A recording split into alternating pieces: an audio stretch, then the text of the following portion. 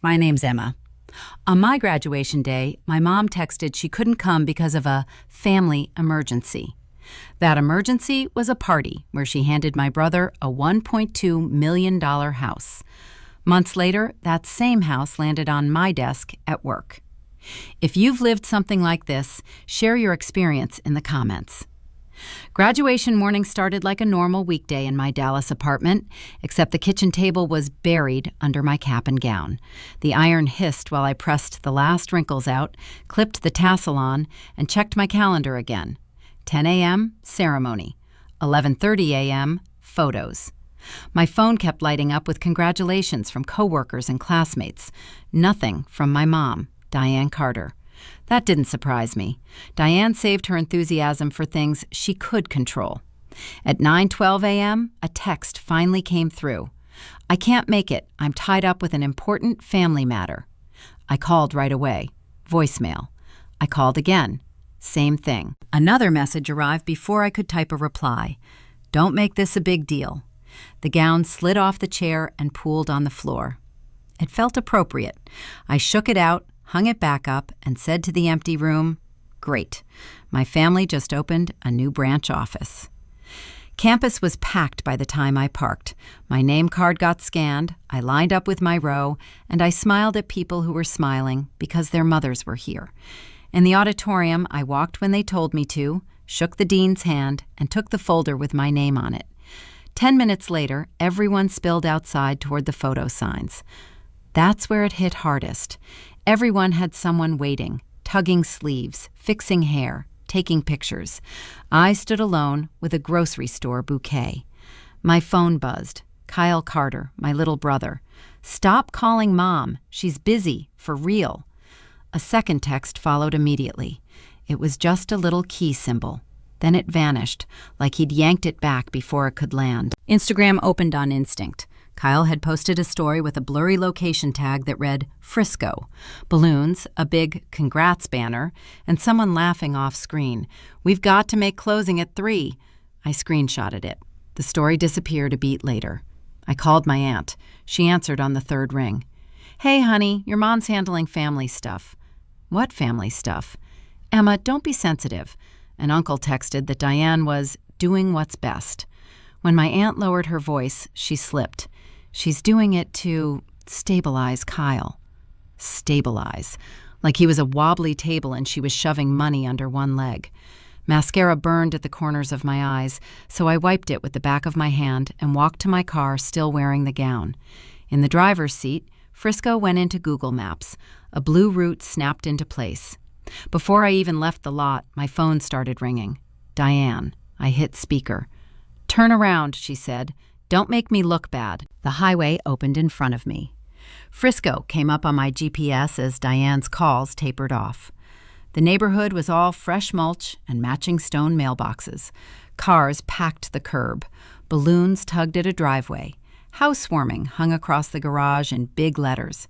A giant gift box sat near the front door, the kind you rent for a gender reveal. Kyle stood next to it, smiling so wide it looked rehearsed. Relatives hovered with plastic flutes and phones held chest high. Walking up in my graduation gown made me the weird one, which was impressive given the situation. Diane intercepted me before I reached the patio. Her hand clamped around my elbow and guided me toward the side gate. "What are you doing here?" "Finishing my day," I said. Her jaw flexed. "You're making a scene over a ceremony." "It wasn't a ceremony. It was my graduation." Diane's voice dropped, sharp and tighty. "You already have a job, Emma. This is family.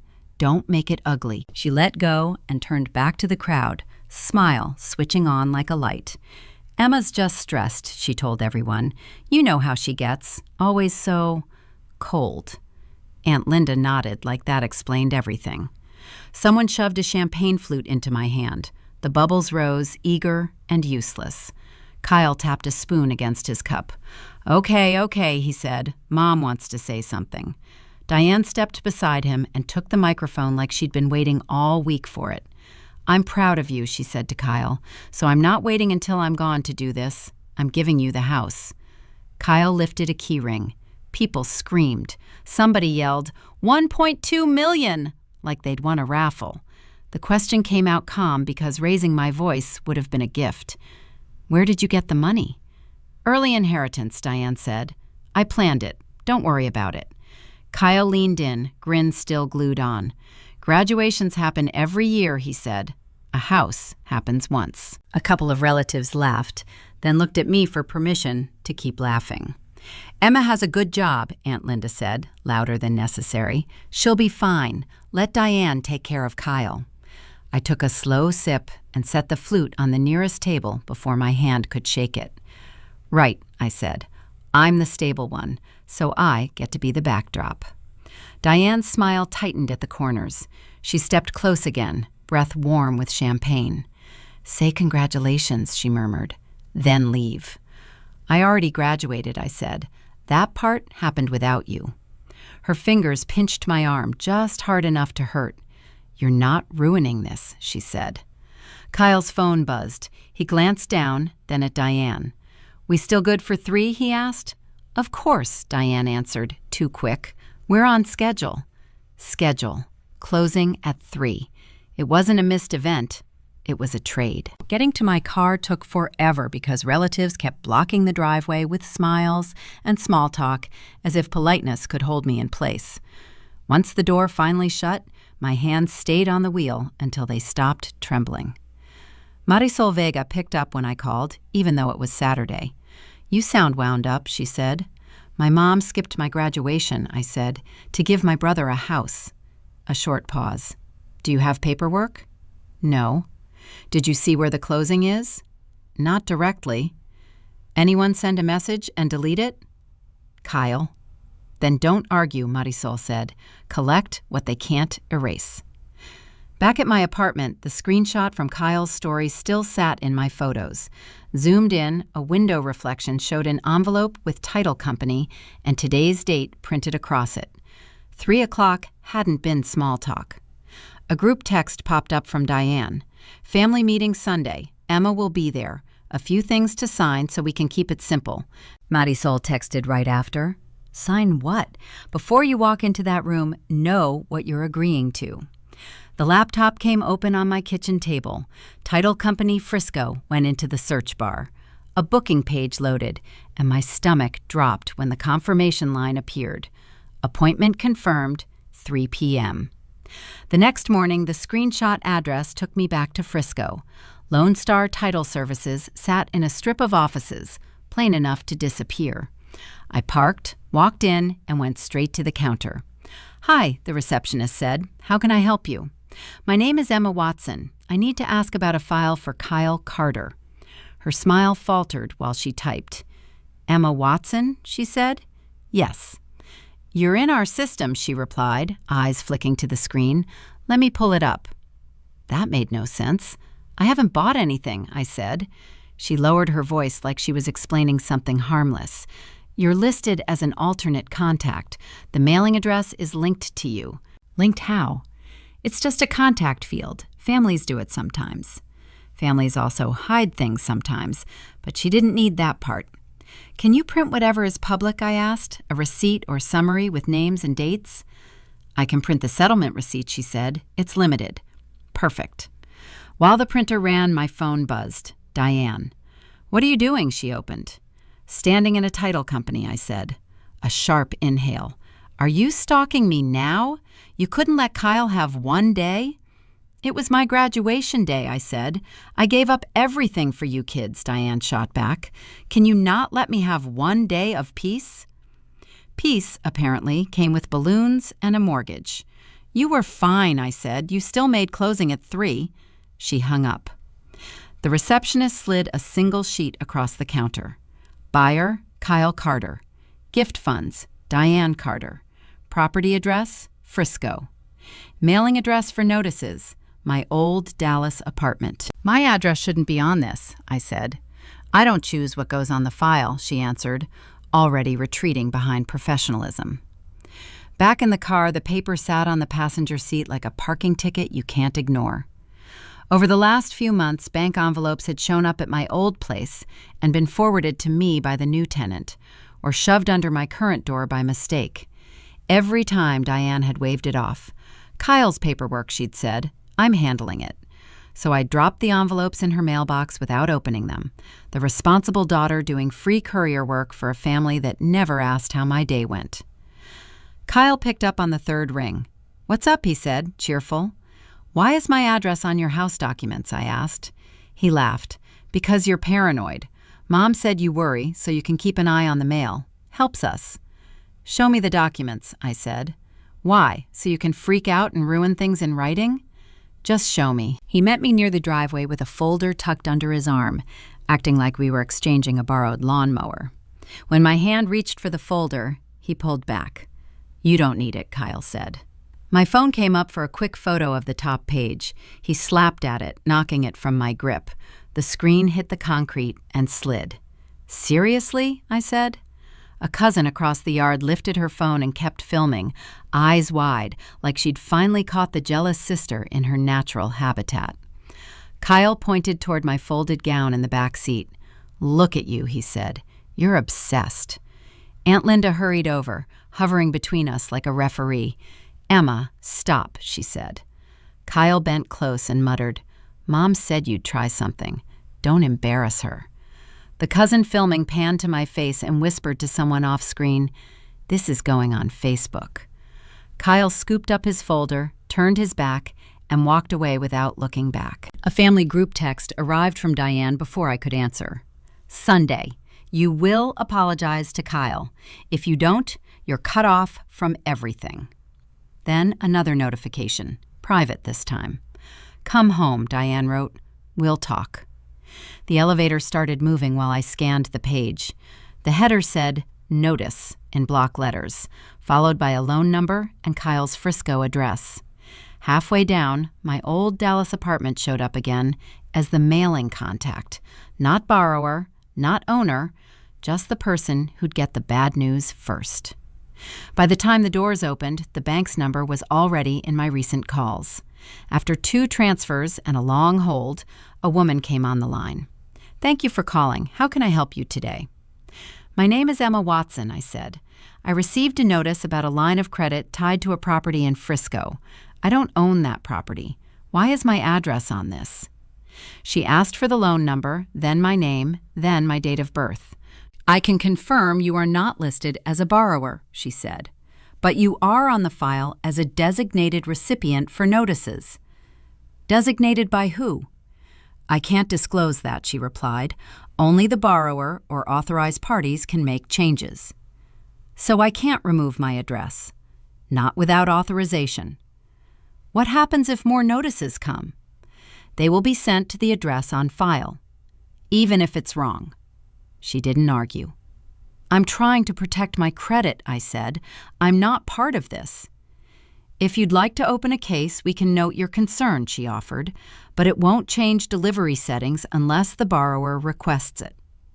The call ended with my problem neatly labeled and still sitting in my lap. Sunday arrived fast. Diane's group text had done its job. Relatives showed up like it was a holiday. Kyle paced near the kitchen, tapping his phone and sipping water like he was keeping himself from saying something stupid. Diane greeted me at the door as if none of the last few days had happened. "Come in," she said. "We're going to clear the air." In the living room, Diane stood where everyone could see her. She didn't raise her voice. She didn't need to. "Emma's been under a lot of stress," she told the room. "She's taking things personally. She's imagining a conspiracy." A couple of people nodded. That old label, cold, started working overtime. Kyle stepped forward with his hands out, palms up. "I just wanted a home," he said. "Am I supposed to live in my car?" "Is that what you want, Emma?" "I want my name off your stuff," I said. Diane turned toward me, face soft, tone wounded. "See," she said to everyone, "this is what I mean. She's spiraling." A folder appeared in Diane's hands, thick and organized. She set it on the coffee table and slid it toward me like she was offering a peace treaty. "Sign this," she said. "What is it?" "An acknowledgement," she answered, "that you've been informed, that you won't interfere, so the family can have some peace." Pages flashed past, legal language, blanks for initials, a signature line waiting at the bottom. Kyle watched my hands instead of my face. My phone buzzed in my pocket. Marisol. Don't sign anything in a room full of people. Another message followed before I could reply. You're being used as the trash can. They dump consequences on you, then tell you to stay quiet. Diane leaned closer, still performing calm. Emma, she said, you can stop this today. Stop what? This ugliness, she replied. This obsession. Kyle's voice tightened. Just sign it, he said. Why do you always have to be difficult? The room waited for me to be the reasonable one again, the one who swallowed whatever was handed to her. The folder stayed on the table.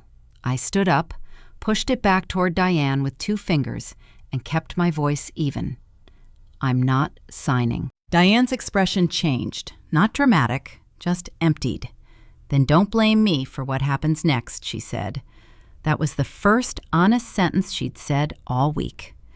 Leaving took less time than arriving. Nobody tried to stop me, they just watched, like they were confirming the story they'd already chosen.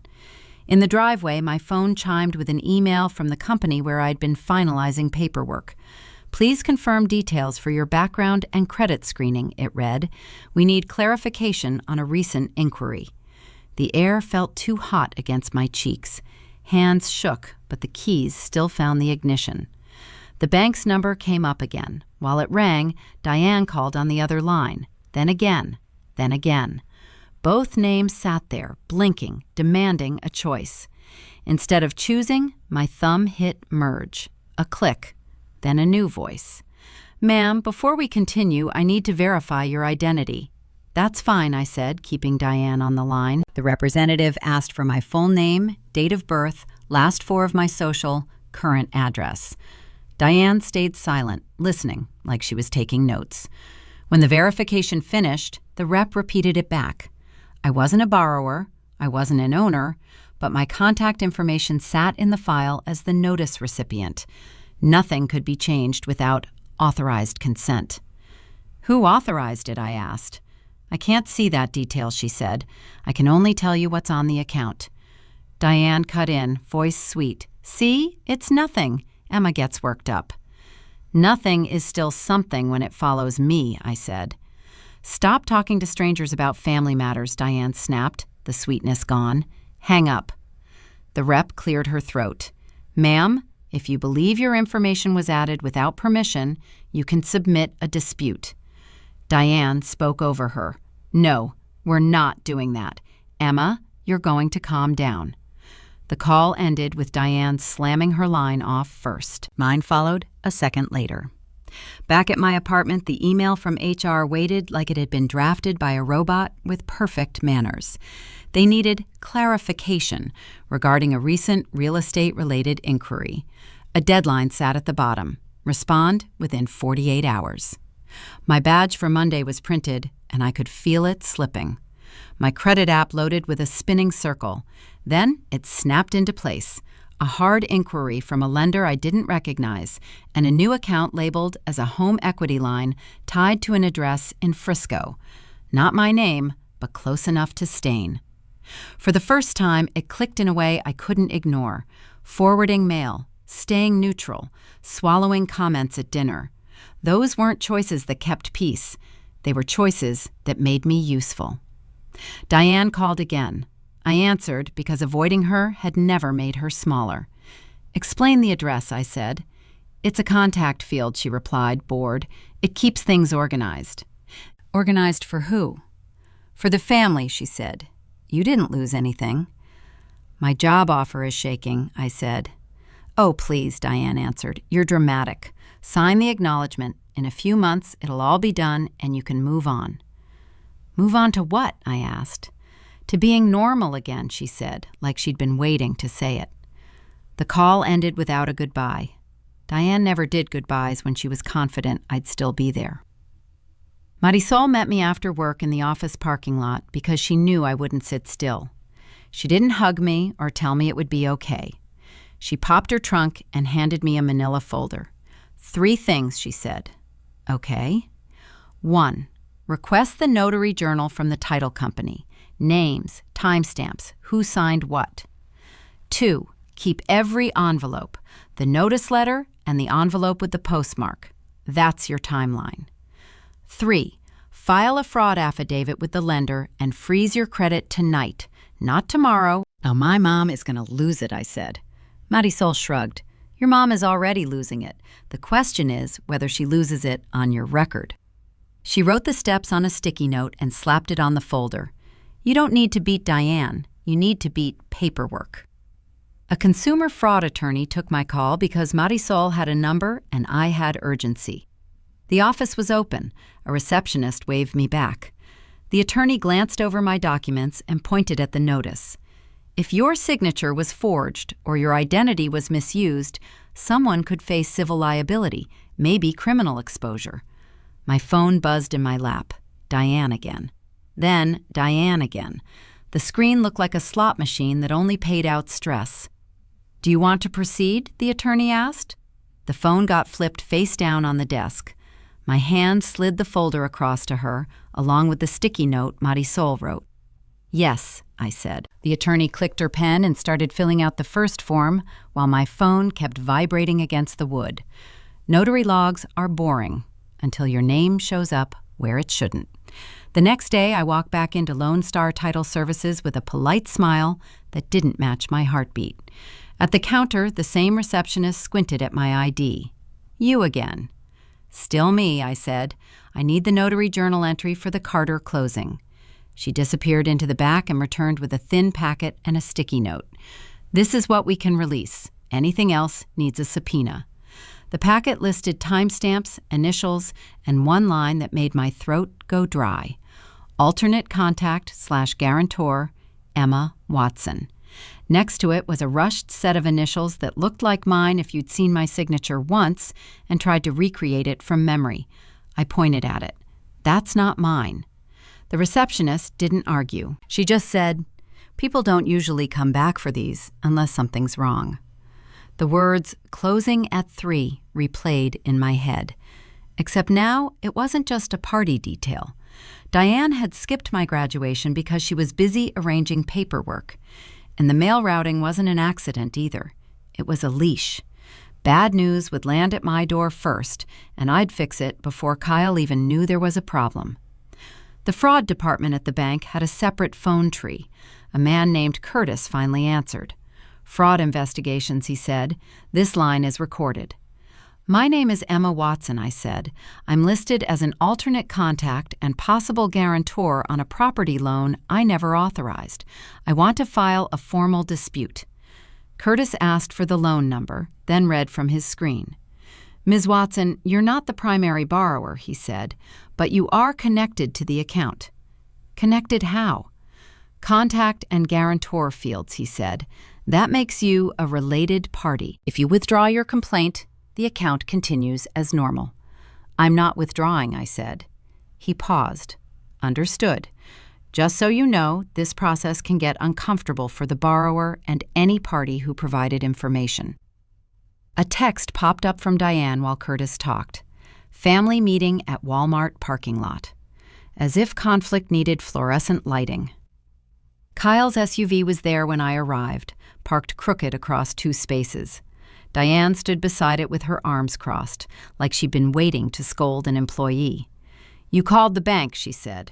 I filed a dispute, I corrected. Kyle jumped in fast. Emma, you agreed to help. You're just mad because Mom gave me something. I didn't agree to be on your loan, I said. Diane's voice stayed measured. You're twisting this. You've always been like this. You see a problem and you turn it into an attack. It's not an attack, I said. It's my credit. Kyle shook his head like I was embarrassing him in public, which I was, technically. Look, he said, lowering his voice, I'm pulling cash out just for a little while. I can flip it. Just one more hand and I'll get it back. Diane shot him a look, but it was too late. The words hung there between us, louder than the traffic.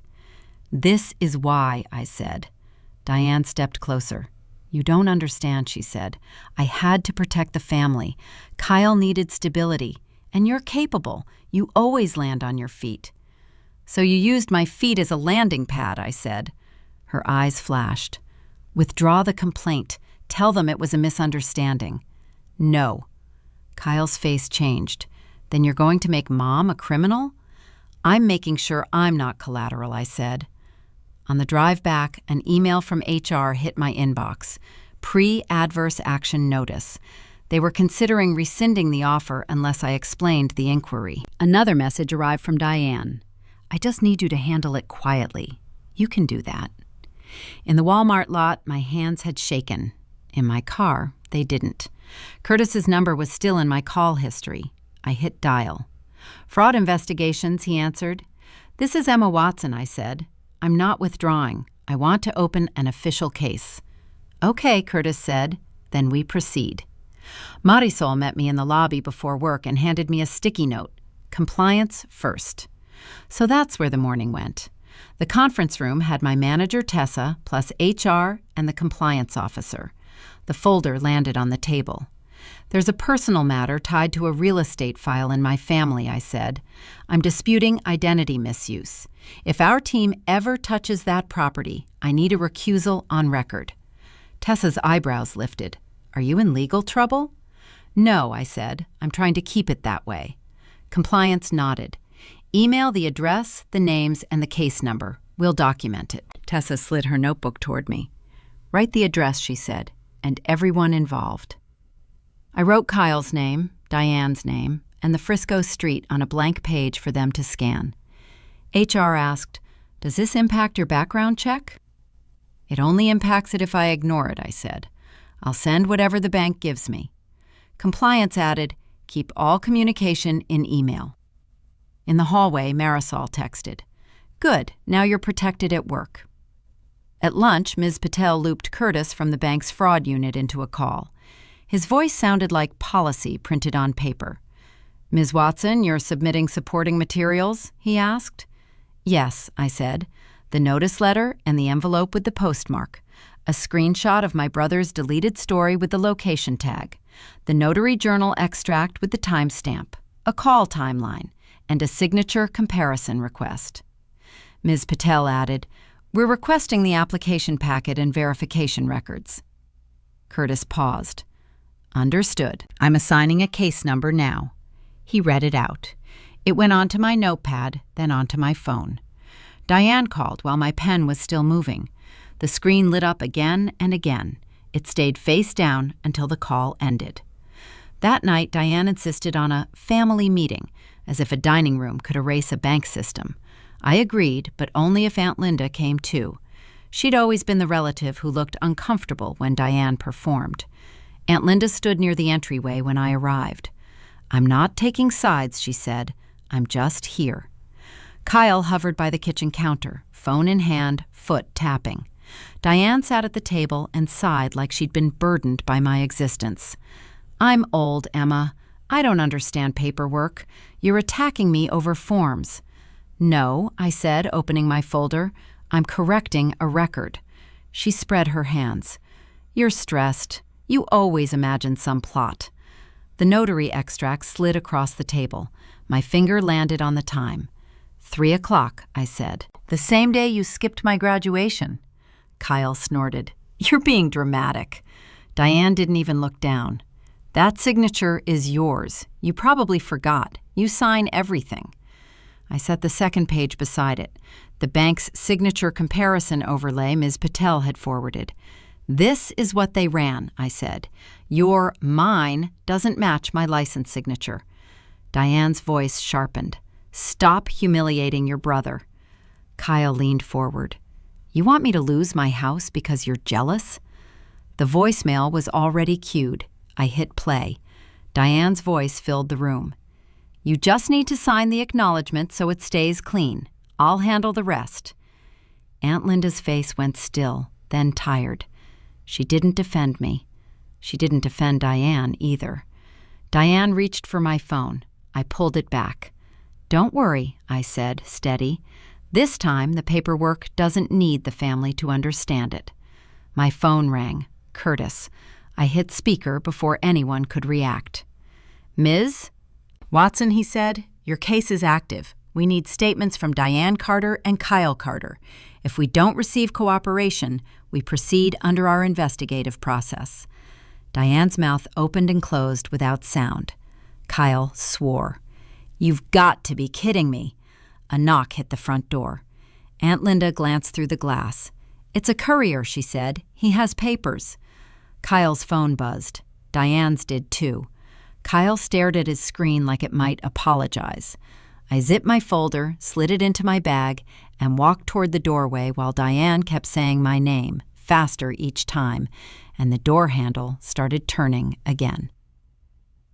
3 months later, my work badge said Project Management instead of Intern, and the conference room smelled like printer toner and burnt coffee.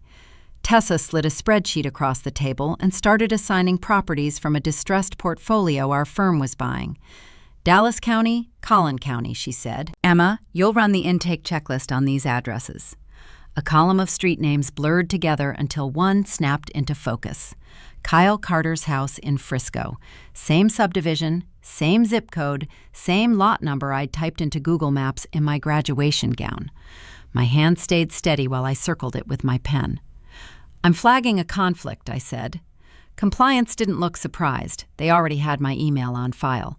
"Send the address and the case reference again," the officer replied. "It's already in the system," I said. "Good," she said. "You won't touch negotiations. You can manage the process steps that don't involve pricing." That was the clean version of "don't get cute." After the meeting, Marisol and I grabbed late pancakes and extra coffee at a diner near the office. She listened while I read the Frisco address aloud twice. "Any temptation to fix it?" she asked. "No," I said. "Good," she replied. "Do your job. Let the bank do theirs." She slid the check toward me. "Consider it my graduation gift." The same week, a thick envelope arrived at my apartment from a federal court. The return address was a bankruptcy clerk. The petitioner's name was Kyle Carter. A second notice followed, stamped with a hearing date. Kyle's attorney called that afternoon. "Ms. Watson," he asked. "This is Emma," I said. "I represent Kyle Carter," he said. "He listed you as a related party for notices. I'm confirming you received the filing." "I received it," I said. "Remove my address." "We'll update our records," he replied, like I'd asked for an extra ketchup packet. On Saturday, I drove past the Frisco house as part of a standard occupancy check. No hero moment, no tears, just a clipboard and a line item. Diane's garage door was open. She was hauling boxes toward the curb, moving like her joints had aged a decade. A jewelry case sat on top of one box. Another held photo albums. The SUV she loved was gone, replaced by a dented sedan. Kyle wasn't there. Diane saw my car and froze, then walked to the end of the driveway. "Are you here for work?" she asked. "I'm here to document status," I said. She swallowed and nodded, as if the words tasted bad. A week later, Diane called after midnight. The number still displayed as Mom because I hadn't changed it yet. "Emma," she whispered, "please don't hang up." "What do you need?" I asked. "I heard you're working with the buyer," she said. "You can help me redeem it. Just get us more time." "Help how?" I asked. "Legally through the process or the way you like things handled?" Silence stretched, then a wet inhale. "You would really watch your brother lose his home," Diane said, "after everything I've done?" "The house was a gift," I said, "not a plan." Her voice sharpened. "You're punishing me." "I'm refusing to clean up," I said. Diane's breath hitched again, and the tone shifted into anger. "What could possibly be more important than your family?" she demanded. "Tonight," I said. "My life." A pause. "You're cold," she said. "I'm busy," I answered. "Good luck." The call dropped. No apology came after, no follow-up, just the old expectation that I'd break first. The next morning, I went to the leasing office and updated my mailing address on every form they offered. At the post office, a clerk slid a change of address confirmation across the counter.